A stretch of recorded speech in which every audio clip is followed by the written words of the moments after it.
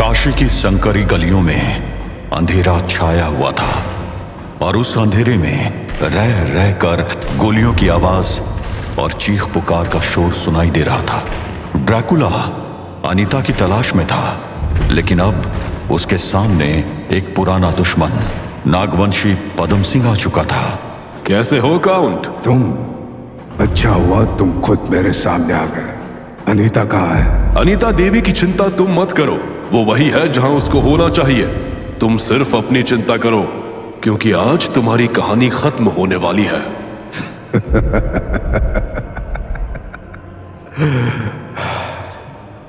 तुमसे पहले न जाने कितनों ने ये धमकी मुझे दी है, और 400 साल बाद भी मैं यहां हूं, और वो हिस्ट्री में कहीं गायब हो चुके हैं।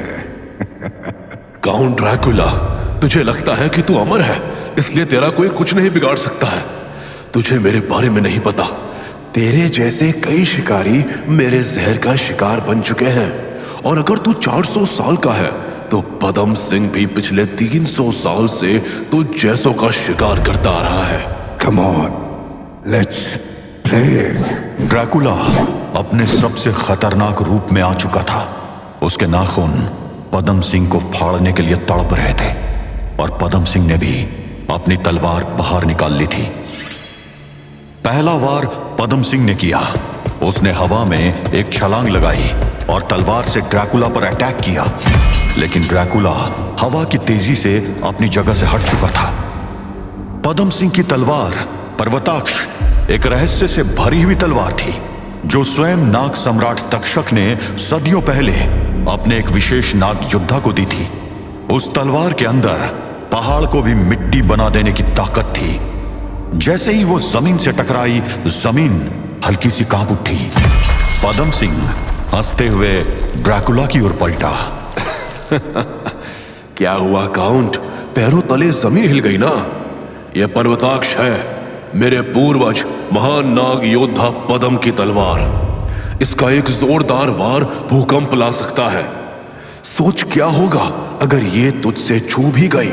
उसके लिए तुझे मेरे पास आना होगा। बोलते बोलते ड्रैकुला ने अपने हाथों से इशारा किया, और अचानक चमगादड़ों का एक झुंड पदम सिंह की ओर लपका। पदम सिंह को इस अटैक की उम्मीद नहीं थी। वो थोड़ा सा लड़खड़ाया और उसने एक हाथ से अपने चेहरे को ढक लिया। चमगादड़ उसको जगह जगह से नोच रहे थे। ध्यान रखना मेरे वफादारों, इसको अपने पंजों से नोचना, लेकिन अपने मुंह से काटना नहीं, वरना इसका जहर तुम सबकी जान ले लेगा। हटो हटो, दूर हटो, दूर हटो मुझसे। ड्रैकुला के चमगादड़ अपनी सोनार नेविगेशन का इस्तेमाल करते हुए पदम सिंह के काउंटर अटैक से बचते हुए उसको नोच रहे थे। वह आवाज की तरंगे छोड़ते थे, और जब वो तरंगे पदम सिंह से टकराकर वापस आती थी तो वो उसकी लोकेशन का पता लगा लेते थे। पदम सिंह बदहवास सा अपनी तलवार लहरा रहा था, लेकिन उसका हर वार केवल हवा को काट रहा था। अचानक पदम सिंह रुक गया और कोई मंत्र पढ़ने लगा, जो चमगादड़ों के शोर में सुनाई नहीं दे रहा था। अगले ही पल उस गली में सैकड़ों हजारों सांपों के फुफकारने की आवाजें आ रही थी। ड्रैकुला हैरानी से देख रहा था कि अचानक वहां सैकड़ों सांप आ गए थे, और वो पदम सिंह के जिस्म पर चढ़ रहे थे। देखते ही देखते न केवल सांपों ने पदम सिंह के जिस्म को ढक लिया था, बल्कि उन्होंने ड्रैकुला के चमगादड़ों पर जहर की फुंकार छोड़नी शुरू कर दी थी, जिसके कारण चमगादड़ बेहोश होकर जमीन पर गिर रहे थे। और कोई वार है तुम्हारे पास काउंट? नहीं ना? अब देख मेरा वार। आगे बढ़ो सांपों और घेर लो दुश्मन को। उतार दो अपना जहर इसके जिस्म में। अमर है, मर नहीं सकता, लेकिन जहर इसको तड़पा तो सकता है। आगे बढ़ो। पदम सिंह के सांपों की फौज ड्रैकुला की तरफ बढ़ने लगी, लेकिन ड्रैकुला के चमगादड़ उन्हें रोकने की कोशिश कर रहे थे। कुछ अंग्रेज सैनिक मकानों और दीवारों की आड़ में छुपकर ये नजारा देख रहे थे। What the hell? ये जनरल रूट हमको किस वॉर में ले आया है? I am not staying in India. No way, I give up. दो अमानवीय शक्तियां आपस में लड़ रही थी। ड्रैकुला इस समय पदम सिंह के सांपों से घिरा हुआ था। ड्रैकुला पदम सिंह के सांपों को कुचल रहा था। अभी तक उसने अपने आप को सर्पदंश से सेफ रखा था। उसके चमगादड़ लगातार उसको प्रोटेक्ट कर रहे थे। जहां ड्रैकुला और पदम सिंह एक दूसरे के वार से बच रहे थे, वहीं दूसरी तरफ ड्रैकुला की ओर एक शिकारी बढ़ रहा था। जनरल रूट के सामने इस समय 10 योद्धा खड़े थे, जिन्होंने बख्तरबंद पहन रखा था। लेकिन यह बख्तरबंद कुछ अलग था। लोहे के उस बख्तरबंद पर चांदी की सी चमक थी। जनरल रूट खुद भी अब तक आर्मर पहन चुका था और उसका बख्तरबंद भी वैसे ही चमक रहा था। एलीट यूनिट, तुम सबके आर्मर सिल्वर कोटेड है। तुम्हारे वेपन्स जैसे कि नाइफ, डैगर्स और स्वॉर्ड्स भी सिल्वर कोटेड है। और तुम्हारी रिवॉल्वर्स में बुलेट्स भी सिल्वर की है। तुम्हारा टारगेट सिल्वर के लिए एलर्जिक है, इसीलिए उस पर सिर्फ इन वेपन्स का यूज करना है। रिमेंबर, एनिमे कोई नॉर्मल एनिमे नहीं है, इसीलिए उसके ज्यादा पास जाना अवॉइड करना है। Any questions? No sir. Good, then let's go. General Root के साथ साथ वो 10 इलाइट सोल्जर्स आगे बढ़े। ड्रैकुला को घेरने के लिए वो काशी की गलियों में घुस चुके थे। ड्रैकुला पर खतरा बढ़ता ही जा रहा था। उधर ओमकार, फ्रांसिस और महाराज ईश्वरी प्रसाद भी घिर चुके थे। 3 तरफ से अंग्रेज सैनिकों ने उनको घेर लिया था। Damn it! We have nowhere to go now, Omkar. हम फंस चुके हैं। महाराज, यहां से निकलने का कोई तो रास्ता होगा। नहीं ओमकार, कोई रास्ता नहीं है। इनसे लड़कर ही बाहर निकलने की कोशिश करनी होगी। लड़कर? I'm sorry महाराज, बट वो ऑलमोस्ट 30 है और हम 3। उन सबके पास गन्स भी है। I think this is game over for us. उन अंग्रेज सैनिकों की बंदूकें चलने के लिए तैयार थी और उन तीनों का मरना तय था। तभी अचानक वहां एक शोर हुआ। What is this? ये डॉग्स अचानक इतना क्यों बार्क करने लगे? फ्रांसिस की बात का कोई जवाब दे पाता उससे पहले ही मानो वहां चमत्कार हो गया। What? ये इतने सारे डॉग्स किधर से? संभाल के, वो अटैक! न जाने कहां से 50 कुत्ते वहां आ गए थे और उन्होंने अंग्रेज सैनिकों पर अटैक कर दिया था। वो उनको नोच रहे थे, फाड़ रहे थे और अचानक हुए इस अटैक के लिए अंग्रेज तैयार भी नहीं थे। फ्रांसिस हैरानी से ये नजारा देख रहा था। ऐसा कुछ होगा उसने सोचा तक नहीं था। उधर महाराज ईश्वरी प्रसाद हाथ जोड़कर खड़े थे और उन कुत्तों को प्रणाम कर रहे थे। महाराज, ये आप क्या कर रहे हैं? आई थिंक हमें निकलना चाहिए, वरना ये डॉग्स हम पर भी अटैक। परेशान नहीं होने का, ये कुत्ते हम लोग को कुछ नहीं करेंगे। कुछ नहीं करेंगे? What do you mean कुछ नहीं करेंगे? ये फेरल डॉग्स हैं, पागल कुत्ते। तभी फ्रांसिस ने देखा कि एक कुत्ता चलकर ओमकार के पास आया और उसके आगे ऐसे बैठ गया जैसे कुछ कहना चाह रहा हो। अरे वाह, कितना प्यारा कुत्ता है। ओमकार ने आगे बढ़कर उसके सर को सहलाना शुरू कर दिया। उस कुत्ते के मुंह में इंसान का खून लगा था, लेकिन वो ओमकार के आगे बिल्कुल शांत बैठा था। फ्रांसिस को अपनी आंखों पर यकीन नहीं हो रहा था। कोई मुझे एक्सप्लेन करेगा कि ये सब हो क्या रहा है? ये काशी है और जब भी काशी खतरे में होगी, काल भैरव उसकी रक्षा करेंगे, क्योंकि वही है काशी के कोतवाल। और जब काशी के कोतवाल जागेंगे तो उनके वफादार कुत्ते उनके आदेश पर लड़ने आएंगे। सही कहा ना महाराज? बिल्कुल सही कहा ओंकार। जय काल भैरव, जय काल भैरव। फ्रांसिस को अभी भी कुछ समझ नहीं आ रहा था। उधर उस गली में काशी के वासी भी अब जयकारा लगा रहे थे। जय काल भैरव। काशी की गलियों में काल भैरव की सेना आ चुकी थी।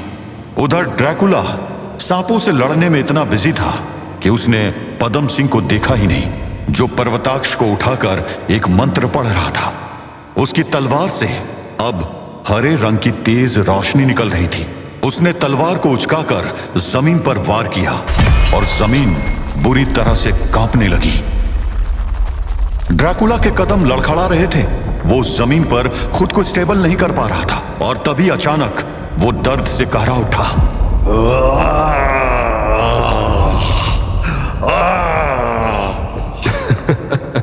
देखा काउंट, तेरी शक्ति मेरे पर्वताक्ष के आगे कुछ नहीं है। तेरे जैसे को मैं बस एक वार में तोड़ सकता हूं। ड्रैकुला जो अमर था अब पदम सिंह की तलवार के वार से दर्द में कहरा रहा था।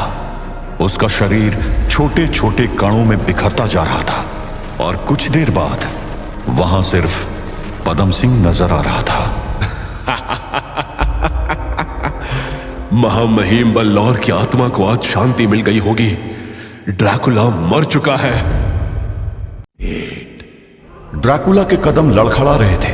वो जमीन पर खुद को स्टेबल नहीं कर पा रहा था और तभी अचानक वो दर्द से कहरा उठा।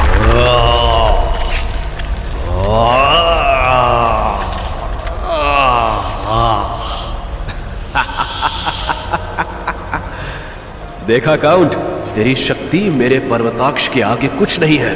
तेरे जैसे को मैं बस एक वार में तोड़ सकता हूं। ड्रैकुला जो अमर था अब पदम सिंह की तलवार के वार से दर्द में कहरा रहा था।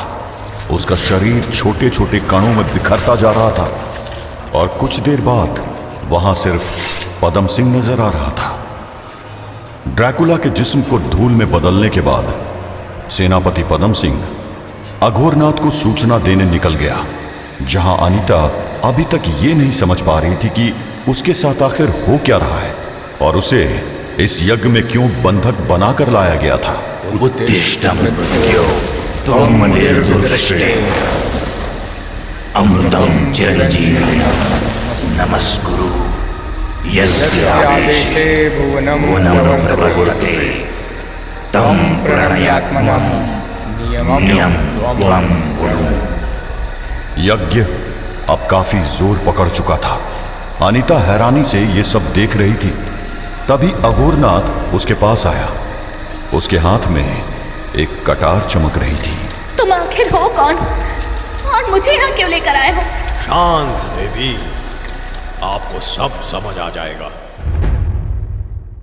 अगले पल अनीता दर्द से कहरा उठी।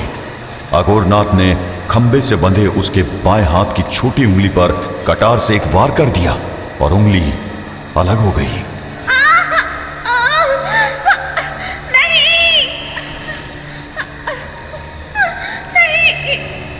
अघोरनाथ पर अनीता की चीखों का कोई असर नहीं पड़ रहा था। वो उसकी कटी हुई उंगली लेकर वापस हवन कुंड के पास जा पहुंचा। उधर अनीता ज्यादा खून बहने और दर्द के कारण बेहोश होती जा रही थी। अपनी बंद होती हुई आंखों से उसने देखा कि अघोरनाथ ने उसकी उंगली को एक चिमटे से पकड़कर हवन कुंड की ज्वाला के ऊपर पकड़ रखा था। वो उसकी उंगली को जला रहा था। यह नजारा देखते देखते अनीता की आंखें बंद होती गई। जहां एक और अनीता बेहोश हो चुकी थी, वहीं दूसरी तरफ ड्रैकुला की जब आंखें खुली तो उसने अपने आप को एक जानी पहचानी जगह में पाया। ये क्या? मैं फिर से यहाँ कैसे आ गया? कैसे हो व्लाद? आखिर ये कौन सी जगह है? ये जीवन और मृत्यु के बीच का स्थान है व्लाद। जब भी तुम्हारा शरीर नष्ट होगा तो तुम स्वयं को यहाँ पाओगे। अगर ऐसा है तो मैं तब यहाँ क्यों नहीं आया था जब वैन हेल्सिंग ने मुझे एशेस में बदल दिया था? तुम आए थे व्लाद, तुम उस समय भी आए थे। तो फिर तब तुम यहाँ क्यों नहीं थे? मैं था व्लाद, मैं तब भी था, मैं आज भी हूँ और मैं सदैव यहाँ रहूंगा। लेकिन उस समय तुम्हारे पाप तुम्हारे कर्मों पर इतना हावी थे कि तुम्हें कुछ भी दिखाई नहीं दे रहा था। तुम ये रोशनी देख रहे हो व्लाद? जैसे जैसे तुम्हारे अंदर का मनुष्य तुम्हारे भीतर के राक्षस पर हावी होगा, तुम्हें ये रोशनी और साफ दिखने लगेगी। उस समय तुम्हारे पापों ने तुम्हारे चारों तरफ एक घेरा बना रखा था, इसलिए तुम्हें कुछ भी नहीं दिखा और ना मेरी आवाज सुनाई दी। लेकिन उस हिसाब से तो मुझे इस बार भी कुछ नहीं दिखना चाहिए, क्योंकि पिछली बार मैंने अपने पुण्य त्याग दिए थे। हाँ व्लाद, ये सत्य है कि तुमने अपने पुण्य त्याग दिए थे, किंतु क्या तुम्हें अभी भी समझ नहीं आया कि पुण्य क्या होते हैं? अपने व्यक्तिगत स्वार्थ के लिए किसी की सहायता करना पुण्य नहीं होता है व्लाद। पुण्य वो होता है जिसके पीछे अपने हित की कोई मंशा ना हो, और तुमने पिछले कुछ समय में जो कर्म किए हैं वो पुण्य ही तो है व्लाद। ड्रैकुला थोड़ा कंफ्यूज था। उसे चित्रगुप्त महाराज की बातें समझ नहीं आ रही थी। परेशान ना हो व्लाद, मैं समझाता हूं। तुम्हारा पहला पुण्य बलौर का अंत करना, उस कर्म में तुम्हारा कोई लाभ नहीं था किंतु तुमने किया। तुम्हारा दूसरा पुण्य रामदास को रक्तपान करने से रोकना।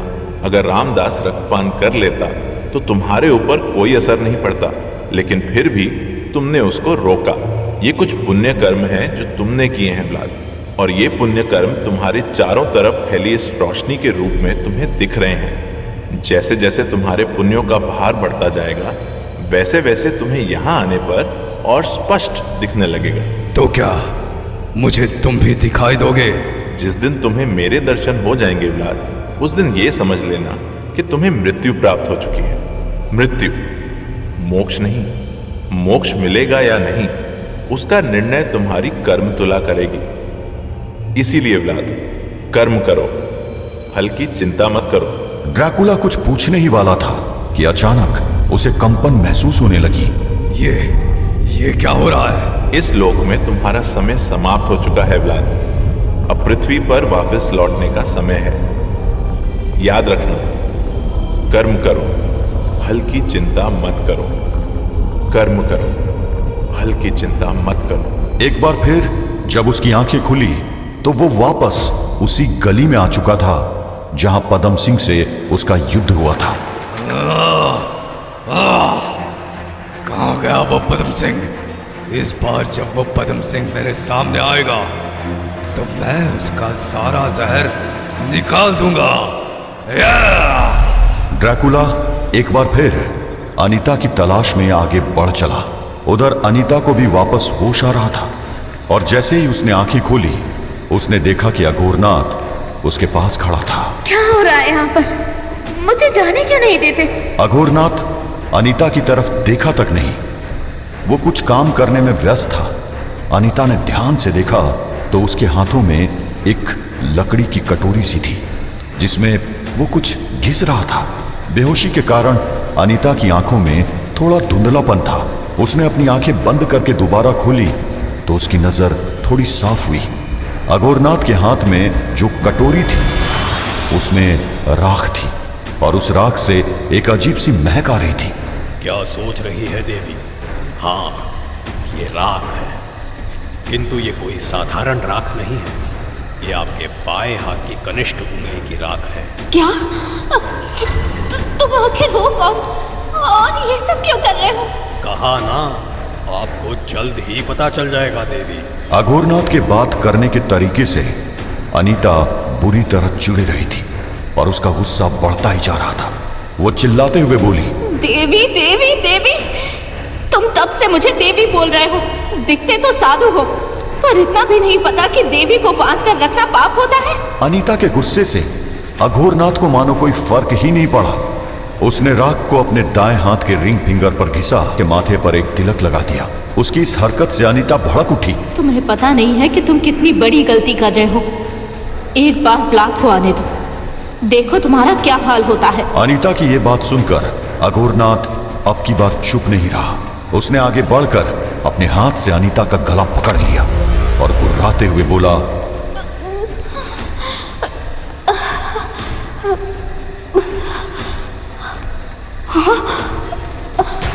देवी, हम अघोरी हैं। हम मृत्यु की उपासना करते हैं। हमें ना किसी व्लाद से डर लगता है और ना ही स्वयं यमराज से। इसीलिए हमारी चिंता छोड़ दो, अंतिम आहुति की तैयारी करो। चिल्लाकर आदेश देते हुए अघोरनाथ ने अनीता का गला छोड़ दिया। वो वापस कटोरी में रखी राख को घिसने लगा। तभी पदम सिंह भी वहां आ पहुंचा। पदम सिंह, क्या समाचार लाए हो? बाबा, ड्रैकुला नाम की मुसीबत टल चुकी है। मैंने पर्वताक्ष की शक्ति से उसको अणुओं में बिखेर दिया है। अब वो वापस नहीं आएगा। पदम सिंह की बात सुनकर अनीता जोर जोर से हंसने लगी।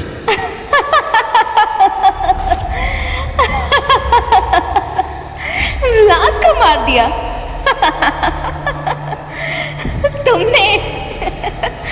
तुम्हें पता भी नहीं है कि व्लाद है कौन। वो अमर है। 400 सालों से लोग उसको मारने की कोशिश कर रहे हैं, मगर आज तक कोई उसका कुछ नहीं बिगाड़ पाया। वो वापस आएगा, और जब वो आएगा तो तुम सबके चीथड़े इसी हवन कुंड की आग में जलते हुए मिलेंगे। वो वापस आएगा, याद रखना, वो वापस आ रहा है। अनीता की बात सुनकर अघोरनाथ की आंखों में खून उतर आया। उसने राख की कटोरी पदम सिंह को पकड़ा दी। वो आगे बढ़ा और उसने फिर से अनीता का गला पकड़ लिया। हे मृत्यु, त्वमेव सत्यम अमृतम, संहारस्य पूर्वदूतः त्वं, मोक्षस्य दाता च त्वं, त्वाम अव्यायामि सत्यस्य प्रकाशनाय, तत्सत्यम येन लुप्तम सहस्रवर्षाणां पूर्वं, प्रकाशय प्रकाशय प्रकाशय। मंत्र पढ़ते पढ़ते अघोरनाथ ने अनीता के माथे पर राख से एक त्रिपुंड बना दिया, और जैसे ही वो त्रिपुंड पूरा हुआ, अनीता का शरीर जड़ हो गया। उसकी आंखें खुली की खुली रह गई थी। उसकी आंखों की पुतलियां किसी बादल की तरह सफेद हो चुकी थी। उसका जिस्म कांप रहा था। अनीता को एक के बाद एक अजीब से दृश्य नजर आ रहे थे, मानो पूरी सृष्टि का इतिहास उसको दिख रहा हो। आसमान में बादल गरजने लगे थे, और अचानक बदले से इस मौसम की गूंज सबको सुनाई दे रही थी। Now, what the hell is this? अब ये क्या है? पूरी काशी मानो थम सी गई थी, सिवाय उस इंसान के जो अपनी मंजिल तक पहुंच चुका था।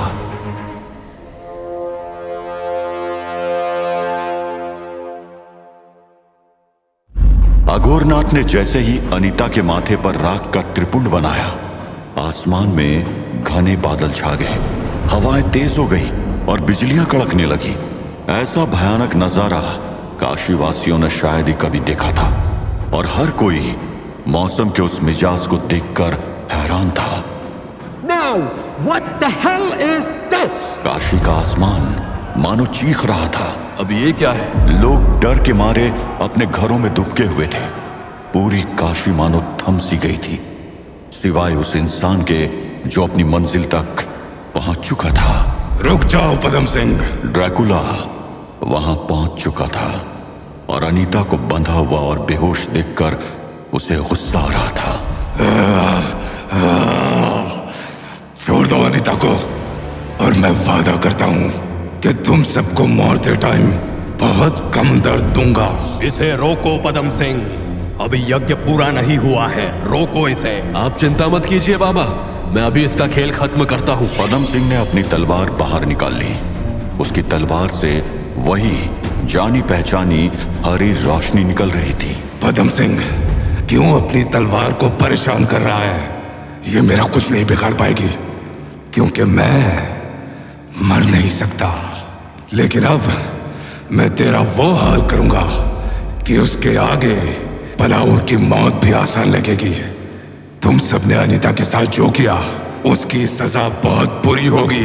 ड्रैकुला के मुंह से बलौर का नाम सुनते ही पदम सिंह गुस्से से पागल हो गया, और वो ड्रैकुला की ओर दौड़ पड़ा। पदम सिंह ने दौड़ते हुए ड्रैकुला पर अपनी मायावी तलवार से वार किया, लेकिन ड्रैकुला तेजी से अपनी जगह से हटा, और उसने घूमते हुए एक मुक्का पदम सिंह के चेहरे पर जड़ दिया। मुक्का इतना जोरदार था कि पदम सिंह कई फीट दूर जाकर गिरा। गिरते हुए भी पदम सिंह ने अपनी तलवार पकड़ रखी थी। वो संभल कर उठ खड़ा हुआ। सामने ड्रैकुला अपने सबसे खतरनाक रूप में नजर आ रहा था। आओ, आगे बढ़ो। क्या हो गया? डर गए क्या?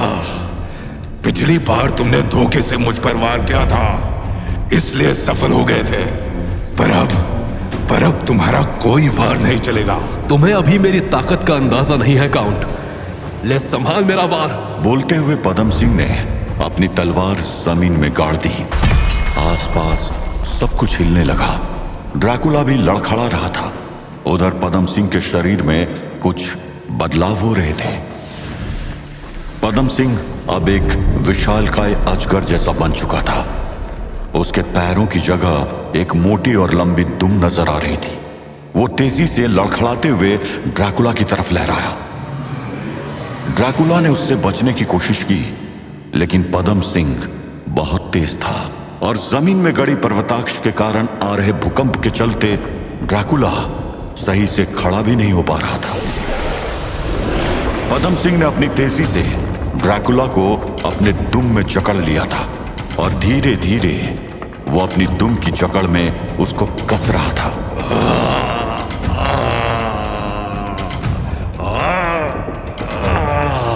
अब तुम मेरी कैद में हो काउंट। अब तुम्हारा अंत निश्चित है। पदम सिंह ने अपनी नाक शक्ति का इस्तेमाल करके ड्रैकुला को एक कैद में जकड़ लिया था। ड्रैकुला उससे बाहर निकलने की पूरी कोशिश कर रहा था। कोई फायदा नहीं है काउंट, तुम मेरी कैद से बाहर नहीं निकल पाओगे। तेरी सोच गलत है पदम सिंह। अचानक ड्रैकुला ने अपने आप को एक छोटे से चमगादड़ में बदल दिया।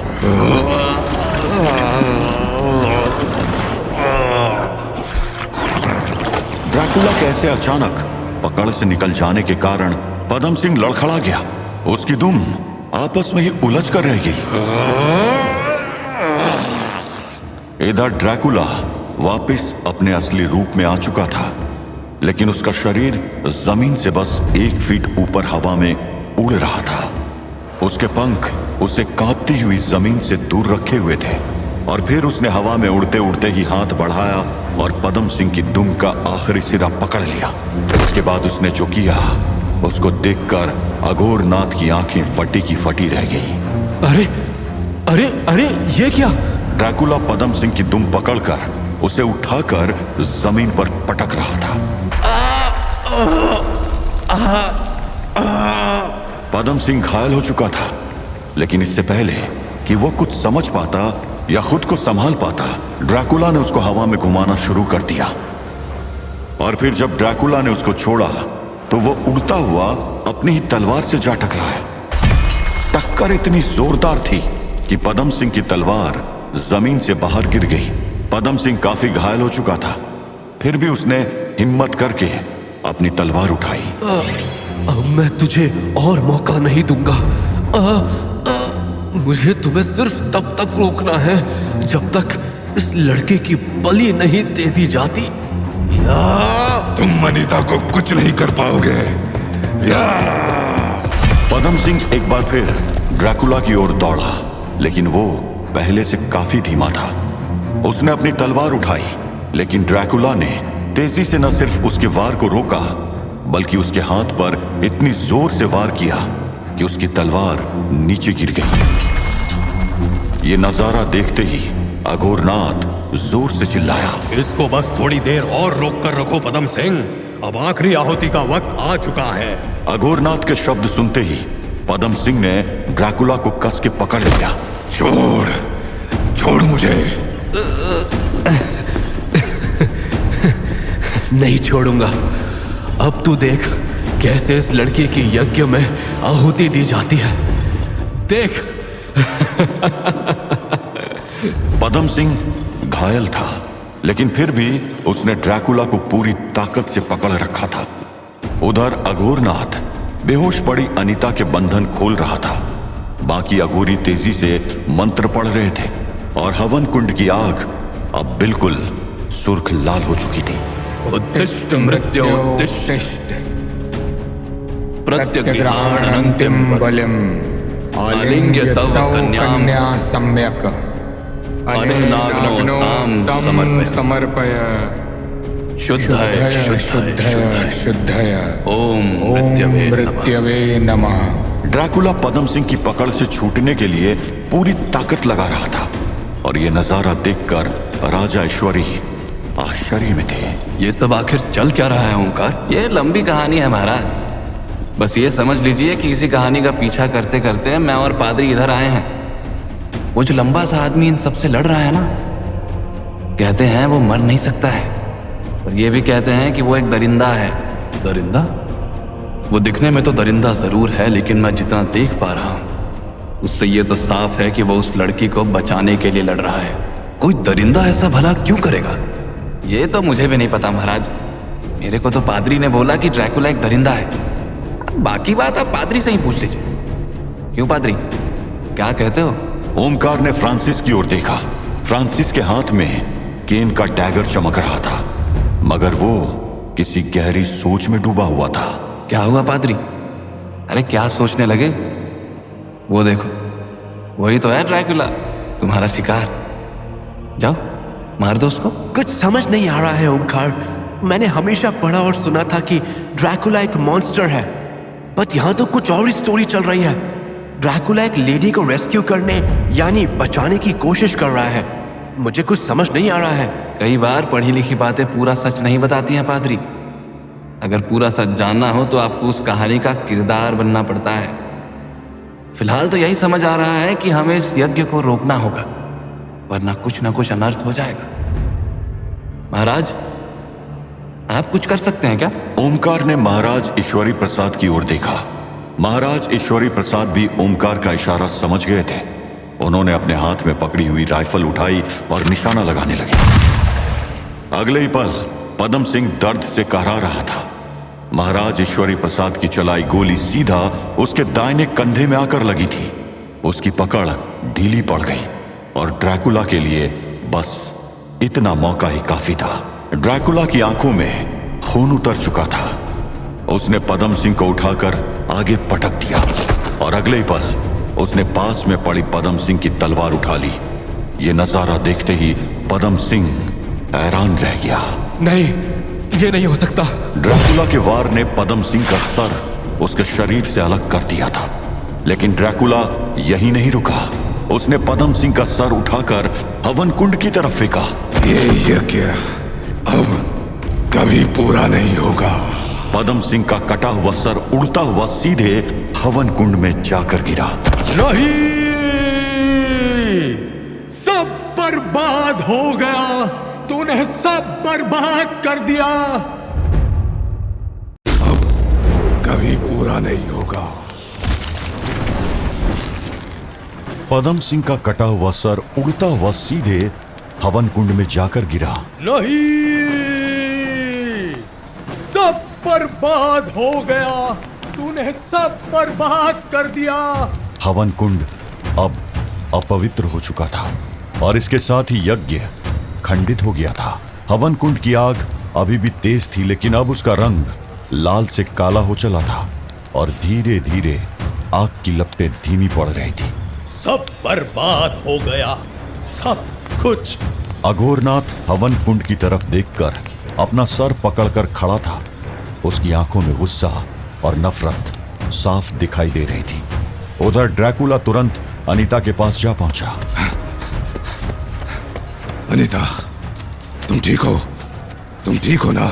उसने अपने नुकीले पंजों से अनीता के बंधन नोच डाले और अनीता को अपनी बाहों में संभालते हुए जमीन पर लिटा दिया। फ्रांसिस कुछ दूर से यह नजारा देखकर और भी कंफ्यूज्ड हो उठा। What the? क्या ये एक्चुअली में ड्रैकुला है? ये उस लेडी के लिए इतना परेशान क्यों हो रहा है? मैंने आज तक जो कुछ भी काउंट के बारे में सुना और पढ़ा, वो सब क्या गलत था? फ्रांसिस को तो कुछ समझ नहीं आ रहा था, लेकिन ड्रैकुला अनीता को देखकर यह समझ गया था कि उसे बहुत टॉर्चर किया गया है। तभी उसकी नजर अनीता के हाथ पर पड़ी। ये क्या है? अनीता के हाथ की कटी हुई उंगली देखकर ड्रैकुला की आंखों में खून उतर आया। वो तुरंत खड़ा हो गया और अघोरनाथ की ओर मुड़ा। तभी अघोरनाथ भी ड्रैकुला की ओर चिल्लाते हुए पलटा। तूने मेरी हजारों सालों की मेहनत पर पानी फेर दिया। तुझे इसकी सजा मिलेगी। हमला करो! अघोरनाथ के आदेश देते ही बाकी अघोरी साधु ड्रैकुला की तरफ दौड़े। जय बाबा अघोरनाथ। किसी मामूली साधु का ड्रैकुला के आगे टिकना असंभव था, लेकिन वो मामूली साधु नहीं थे।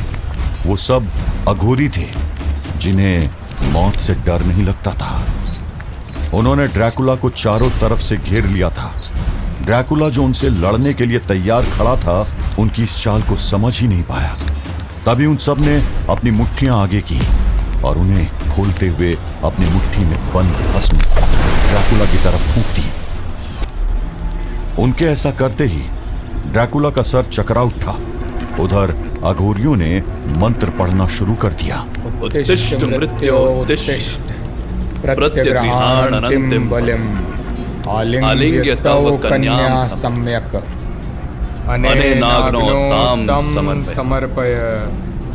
शुद्धय शुद्धय शुद्धय ओम मृत्युवे नमः। अगले पल ड्रैकुला पूरी तरह जड़ हो चुका था। उसकी आंखें खुली थी लेकिन वो हिल नहीं पा रहा था। उसे अघोरनाथ अपनी तरफ आते हुए दिखाई पड़ रहा था और दूर खड़ा ओमकार जानता था कि अब अगर उसने कुछ भी नहीं किया तो ड्रैकुला मुसीबत में पड़ जाएगा। महाराज, ये अघोरी मुझे तो गड़बड़ लग रहे हैं। हमें इनको रोकना होगा। तुम ठीक कहते हो ओमकार। इतनी देर में ये तो समझ आ ही गया कि ये अजनबी जिसे तुम ड्रैकुला बुला रहे हो, ये उस लड़की को बचाना चाहता है और ये अघोरी उस लड़की को मारना चाहते हैं। किसी नारी पर अत्याचार करने वाला कभी भी सत्य के मार्ग पर नहीं हो सकता है। चलो ओमकार। महाराज का सपोर्ट मिलते ही ओमकार फ्रांसिस की तरफ पलटा। क्या कहते हो पादरी, हो जाए एक और मुकाबला? फ्रांसिस अभी भी कंफ्यूज था लेकिन उसने सर हिलाकर हामी भर दी। तो चलें फिर। हाँ, सब लोग अपने नाक और मुंह पर कपड़ा बांध लो। उनकी भस्म से बचकर रहना होगा। तीनों ने अपने नाक और मुंह पर कपड़ा लपेट लिया और अघोरियों की ओर छुपते छुपाते चल पड़े। उधर अघोरनाथ अब ड्रैकुला के सामने खड़ा था। उसने अपने दोनों हाथ ड्रैकुला की कनपट्टी पर रख दिया और अपना अंगूठा उसकी कनपट्टी में दबाने लगा। तूने मेरी सारी मेहनत, सारी तपस्या बर्बाद कर दी। मेरे भरोसेमंद पदम सिंह को मार दिया, मेरे सबसे पुराने सेवक बलौर को मार दिया। अब तेरा मैं वो हाल करूंगा कि तू खुद मुझसे मौत की भीख मांगेगा। लेकिन पहले मैं तेरी यादें पढ़कर ये पता करूंगा कि आखिर तू है क्या। अचानक वहां एक शोर उठा और अघोरनाथ का ध्यान बट गया। ओमकार, महाराज ईश्वरी और फ्रांसिस वहां पहुंच गए थे और उन्होंने अघोरियों पर अटैक कर दिया था। संभल कर लड़ना पादरी। मैंने सुना है ये अघोरी मुर्दों का मांस खाते हैं। Thank you Omkar. इसका मतलब जब तक मैं जिंदा हूँ कोई डरने का बात नहीं है। तो अब मुझे बस इतना करना है कि मरना नहीं है and I'll be safe। अचानक हुए इस हमले से अघोरियों के बीच अफरा तफरी मच गई थी। वो समझ ही नहीं पा रहे थे कि ये लोग कौन हैं और उन पर क्यों हमला कर रहे हैं। ये इसी ड्रैकुला के साथी हैं, मारो इन्हें, किसी को भी जिंदा मत छोड़ना। अघोरनाथ का आदेश सुनते ही अघोरी भी पलट कर वार करने लगे। महाराज, मदद कीजिए। 3 अघोरियों ने ओमकार को पकड़ लिया था लेकिन तभी महाराज ईश्वरी प्रसाद ने अपने युद्ध कौशल का परिचय देते हुए तीनों पर एक साथ अटैक किया। अघोरी संख्या में ज्यादा थे लेकिन महाराज ईश्वरी प्रसाद, ओमकार और फ्रांसिस एक यूनिट की तरह लड़ रहे थे। वो न केवल अटैक कर रहे थे बल्कि एक दूसरे को प्रोटेक्ट भी कर रहे थे। तभी अचानक लड़ते लड़ते फ्रांसिस ने खुद को ड्रैकुला के सामने खड़ा पाया और फ्रांसिस की आंखों में तुरंत बदले की आग भड़क उठी। ड्रैकुला भी फ्रांसिस को देख रहा था। फ्रांसिस के हाथों में केन का डैगर चमक रहा था। उसके सर पर सिर्फ एक ही धुन सवार थी। सोच क्या रहा है फ्रांसिस? यही है वैन हेल्सिंग क्लैन का दुश्मन, काउंट ड्रैकुला। इसी के कारण तुम्हारे नाम पर एक ब्लैक स्पॉट लगा हुआ है। आज तुम्हारे पास गोल्डन चांस है अपने ancestor sir Abraham Van Helsing की मिस्टेक को रेक्टिफाई करने का। Do it Francis, take the shot. मार दो ड्रैकुला को, मार दो। ड्रैकुला की आंखें फ्रांसिस की आंखों में झांक रही थी। वो हिल नहीं सकता था लेकिन उसको पता था कि फ्रांसिस के हाथ में जो डैगर है वो उससे क्या करने की सोच रहा है। Do it Francis, do it. बता दो पूरे वर्ल्ड को कि ड्रैकुला के टेरर का the end Francis Van Helsing के हाथों हुआ है। Take the shot. फ्रांसिस को अपने दिल की धड़कन साफ सुनाई दे रही थी। समय मानो उसके लिए रुक गया था। उसका हाथ वो डैगर फेंकने के लिए ऊपर उठ गया। ओमकार फ्रांसिस को रोकने के लिए दौड़ा। पादरी, नहीं! लेकिन फ्रांसिस डैगर ड्रैकुला की ओर फेंक चुका था। ओमकार की आंखें एक अनहोनी होने की आशंका में फैल चुकी थी। वो डैगर ड्रैकुला की ओर बढ़ रहा था और फिर एक जोर की आवाज हुई। फ्रांसिस ने ड्रैकुला की जगह उसके पास खड़े अघोरनाथ को निशाना बनाया था। अघोरनाथ दर्द से तड़प उठा। ये कैसा हथियार है? मुझे बहुत दर्द हो रहा है। अब तक महाराज ईश्वरी प्रसाद ने बाकी सारे अघोरियों को चित कर दिया था। वो और ओमकार दोनों फ्रांसिस के पास जा पहुंचे। क्या पादरी, तुमने तो मेरे को डरा ही दिया था। अघोरनाथ अपनी पीठ से वो डैगर निकालने की कोशिश कर रहा था। उधर ड्रैकुला भी अघोरियों की काली शक्तियों के प्रभाव से बाहर आ रहा था। जब तक ड्रैकुला पूरी तरह अपने कंट्रोल में आया, तब तक अघोरनाथ भी वो खंजर निकालकर उठ चुका था। एक बार फिर दोनों आमने सामने थे। अब तेरा खेल खत्म। खेल तो अब शुरू होगा ड्रैकुला। आज की लड़ाई तेरी हुई, पर मैं फिर आऊंगा। तब तक के लिए मेरा इंतजार करना, क्योंकि अगली बार जब मुलाकात होगी तो मैं तेरे बारे में सब जानकर आऊंगा, सब कुछ। अघोरनाथ ने अगले ही पल तेजी से अपने गले में बंधी माला का एक काला मोती तोड़कर जमीन पर दे मारा और चारों तरफ धुआं ही धुआं छा गया। कुछ देर तो किसी को कुछ भी दिखाई नहीं दिया, और जब धुआं हल्का पड़ा तो जलती हुई मशालों की रोशनी में ड्रैकुला ने देखा कि अघोरनाथ और उसके अघोरी गायब हो चुके थे। अब वहां सिर्फ 5 लोग थे।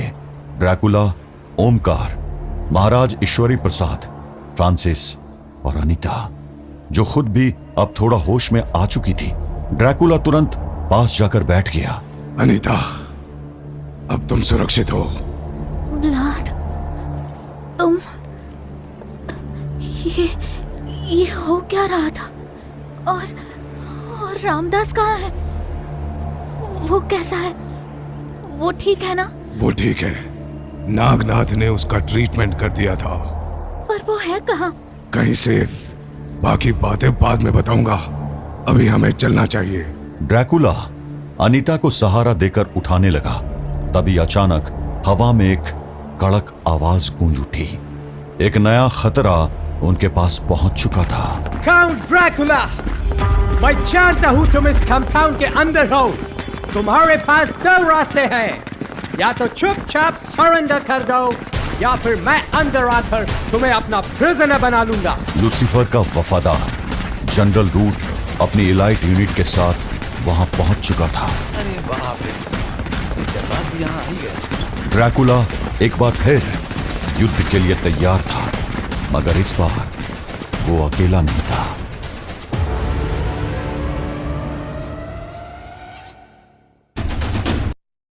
अघोरनाथ अपने अघोरियों के साथ गायब हो चुका था। ड्रैकुला अनीता को सहारा देकर उठाने की कोशिश कर रहा था कि तभी वहां जनरल रूट की आवाज गूंज उठी। काउंट ड्रैकुला, मैं जानता हूं तुम इस कंपाउंड के अंदर हो।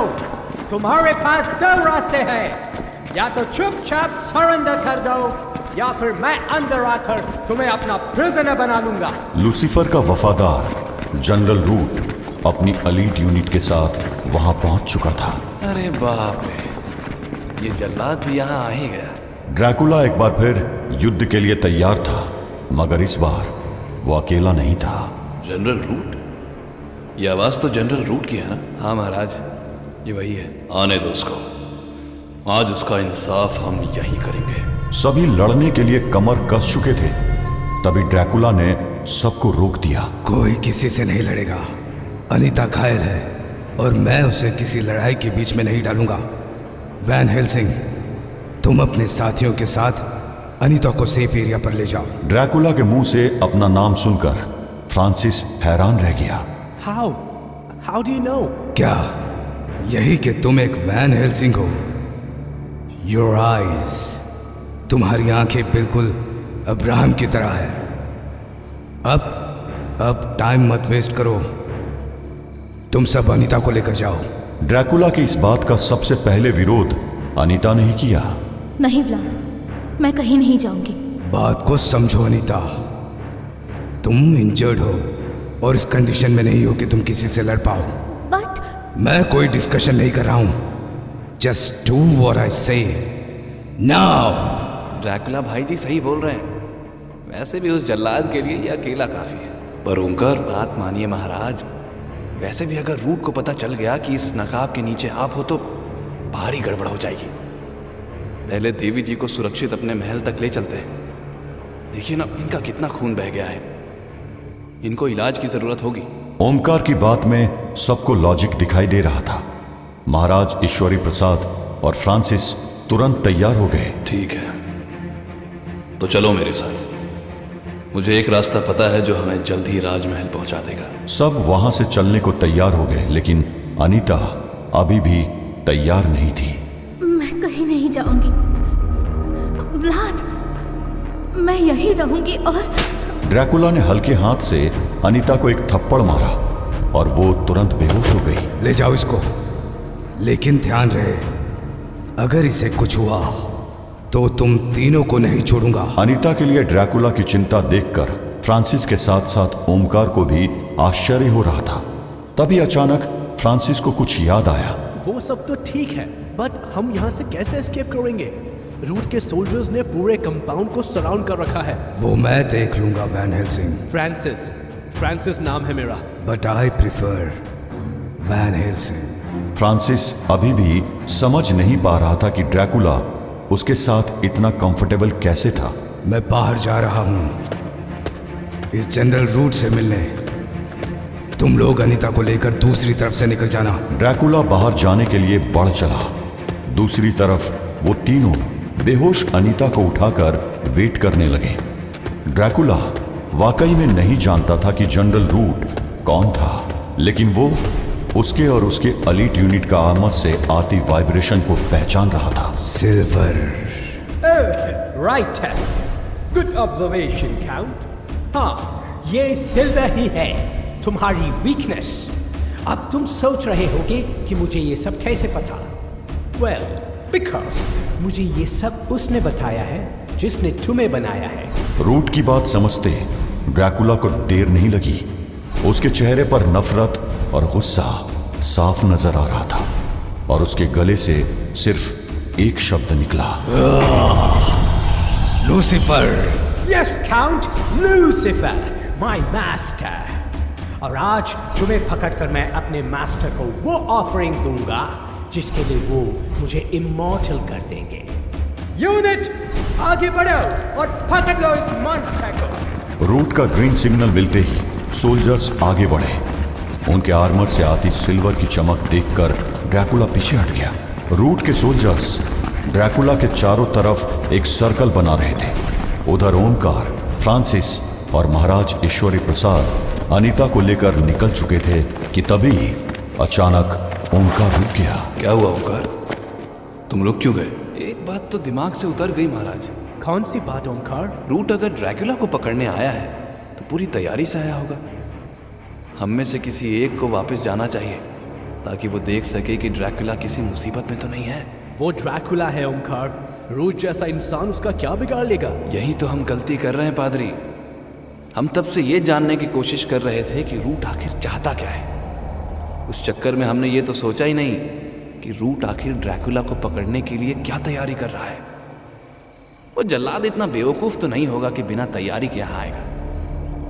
एक काम करो पादरी, तुम महाराज के साथ इन देवी को लेकर महल जाओ। मैं वापस जाकर देखता हूँ कि आखिर रूट क्या खेल खेल रहा है। बर्ड, सोचने का समय नहीं है पादरी, जल्द मिलेंगे। ओमकार का अंदेशा गलत नहीं था, क्योंकि रूट वाकई पूरी तैयारी के साथ आया था।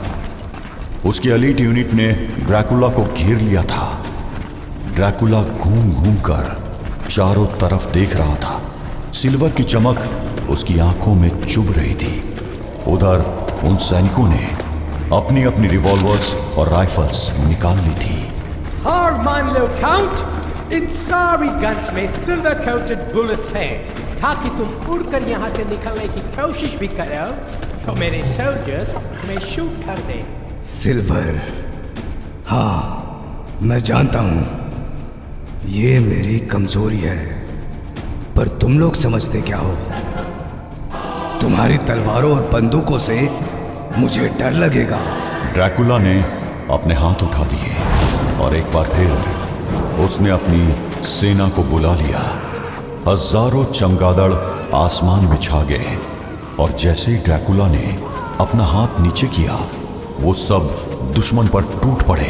फायर! ड्रैकुला का वो मूव इतना सडन था कि वो सोल्जर्स थोड़ा कंफ्यूज हो गए। वो उन चमगादड़ों को अपने हाथों से ढकेलने की और भगाने की कोशिश करने लगे और वो चमगादड़ बार बार सोल्जर्स के आर्मर्स पर अटैक कर रहे थे। अफरा तफरी में किसी से भी फायर नहीं हो पा रहा था। Damn it! Fire करो you duffers! Fire your damn gun! General Root की गुस्से भरी आवाज का तुरंत असर हुआ और वो सोल्जर्स अंधाधुंध गोलियां चलाने लगे। गोलियों की बारिश से चमगादड़ धराशायी हो रहे थे, पर ड्रैकुला मुस्कुरा रहा था। अगले ही पल उसने अपने हाथों को लहराया और सारे चमगादड़ उड़कर वापस आसमान में गायब हो गए। बस बहुत हो गया, आगे बढ़ो और पकड़ लो उसे। अचानक जनरल रूट की आंखों के सामने सच आ गया। उसे साफ दिख रहा था कि क्यों वो चमगादड़ उसके सोल्जर्स के आर्मर पर पंजे मार रहे थे। उन्होंने सिल्वर की लेयर को खरोच दिया था। कोटिंग कुछ खास जगह से उखड़ चुकी थी।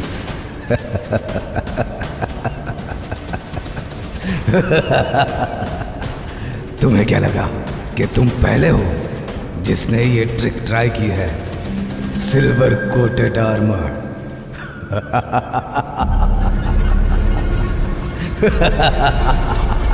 उनके आर्मर्स के छोटे हिस्सों में, स्पेशली गले और छाती के आसपास, सिल्वर लेयर अब उतर चुकी थी।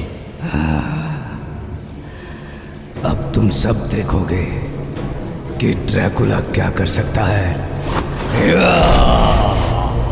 ड्रैकुला अपने शक्तिशाली हाथों से सैनिकों पर वार कर रहा था। वो उनके आर्मर के एक्सपोज्ड हिस्सों को निशाना बना रहा था, पर हर वार के साथ ड्रैकुला के हाथ धीरे धीरे कमजोर पड़ रहे थे। क्या हुआ काउंट? वीकनेस लग रही है ना? तुम्हें क्या लगा कि मैं इतनी कमजोर ट्रिक लगाऊंगा? ये आर्मर सिर्फ बाहर से सिल्वर कोटेड नहीं है, ये अंदर से डबल कोटेड है। सिल्वर के साथ साथ मैंने इस पर गार्लिक स्प्रे भी यूज किया है और रोज वाटर की हेल्प से गार्लिक की स्मेल को मास्क कर रखा है। तुम इस आर्मर को तोड़ नहीं पाओगे, पर मेरे पास तुम्हारे लिए एक और सरप्राइज है। Fire the cannon! ड्रैकुला ने देखा कि रूट का आदेश मिलते ही 2 कार्ड्स पर रखी हुई कैनन को अनकवर कर दिया गया और अगले ही पल उन कैनन से 2 भारी भरकम सिल्वर कोटेड स्पीयर्स फायर हुए। दोनों स्पीयर्स के पीछे सिल्वर कोटेड चेन भी थी। वो दोनों स्पीयर्स हवा को चीरते हुए ड्रैकुला की ओर बढ़े और उसके शरीर के आर पार निकल गए।